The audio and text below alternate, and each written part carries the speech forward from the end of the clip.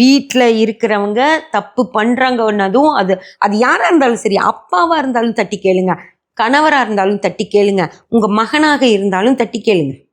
ஓகேங்களா? அதே மாதிரி பெண் பிள்ளைகளை வளர்த்தும் போது மாமியாருக்கு பயந்துக்கிற காலம்லாம் போயிடுச்சு இல்லையா? அப்போது அவங்க ஒரு தப்பு பண்ணுறாங்கன்னா திருப்பி கேளுங்க.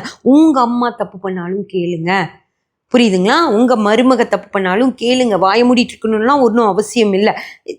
ஒரு குடும்பத்துக்குள்ள பிரச்சனைகள் வருது, பெரியவங்க பேசாமல் இருக்கிறனால தான். அவங்க சொல்லிடுவாங்க, கணவர்கிட்ட சொல்லிடுவாங்க, மாமனார்கிட்ட சொல்லிடுவாங்க அப்படின்ற பயம் அந்த பெண்களுக்கு இருக்கணும். அதே போல தான் மாமியாருக்கும். தான் கணவர்கிட்ட மருமக வந்து கணவர்கிட்ட சொல்லிடுவா அப்படிங்கிற பயம் இருக்குந்தா அவங்க செய்ய மாட்டாங்க. அந்த மாதிரி பல இடங்கள்ல ஒரு பயம் இல்லை அப்படின்ற ஒரு விஷயம்தான் இவ்வளோ பெரிய பெரிய குற்றங்கள்லாம் நடக்கிறதுக்கு காரணமா இருக்கோ தவிர, மனசுக்கு தெரியணும், ஐயோ இது தப்பு, இதை நம்ம செய்யக்கூடாது அப்படின்னு சொல்லி ஒரு தர்மத்தோட மனிதர்களை வளர்க்க ஆரம்பிச்சோம் அப்படின்னா தான் இந்த தப்பெல்லாம் குறையுமோ தவிர,